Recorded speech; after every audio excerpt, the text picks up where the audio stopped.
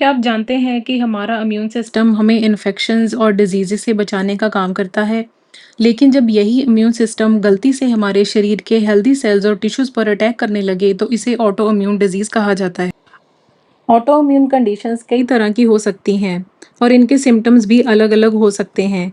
ऐसे में ट्रीटमेंट के साथ-साथ एक हेल्दी लाइफ़स्टाइल भी शरीर को सपोर्ट करने में इम्पोर्टेंट रोल निभा सकता है। हम अपने खाने-पीने की आदतों में सुधार करके और डाइट में कुछ बदलाव करके ऑटो इम्यून डिजीज़ को काफ़ी हद तक कंट्रोल कर सकते हैं और कई कंडीशंस में तो रिवर्स भी कर सकते हैं।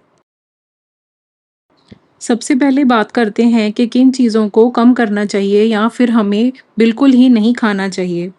सबसे ज़्यादा ध्यान देने वाली बात है कि प्रोसेस्ड फूड और जंक फूड जो कि हमारी सेहत के लिए बेहद हानिकारक होते हैं, वो हमें बिल्कुल भी नहीं खाने चाहिए। इसके अलावा excess sugar and sugary drinks को भी कम से कम मात्रा में लेना चाहिए या फिर अवॉइड करना चाहिए। ज़्यादा शुगर वाली चीज़ें हमारी ओवरऑल हेल्थ, डाइट क्वालिटी को नेगेटिवली इम्पैक्ट करती हैं। इसी तरह बहुत ज़्यादा सॉल्ट लेने से भी बचें। अगर आप अल्कोहल लेते हैं तो उसे अवॉइड करना चाहिए, खासकर अगर आपकी ऑटो इम्यून कंडीशन किसी पर्टिकुलर ऑर्गन को इम्पैक्ट कर रही है। तो ऐसी चीज़ों को अवॉइड करना ही हमारे लिए बेहतर है। अब सवाल आता है कि इतना सब कुछ अवॉइड करने के बाद फिर खाना क्या चाहिए? अपनी प्लेट में ज़्यादा से ज़्यादा ग्रीन वेजिटेबल्स और कलरफुल वेजिटेबल्स को शामिल करें।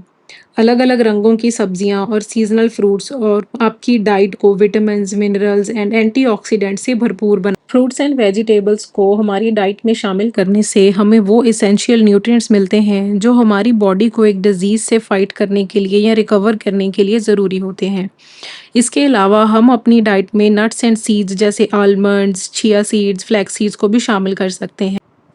प्रोटीन के लिए एग और फिश को अपनी डाइट में शामिल किया जा सकता है, अगर आप इन्हें अच्छी तरह से टॉलरेट कर सकते हैं तो। लेकिन सिर्फ खाना ही काफ़ी नहीं है। एक हेल्दी लाइफ़स्टाइल में रेगुलर फिज़िकल एक्टिविटी, अच्छी नींद और स्ट्रेस मैनेजमेंट भी ज़रूरी होता है।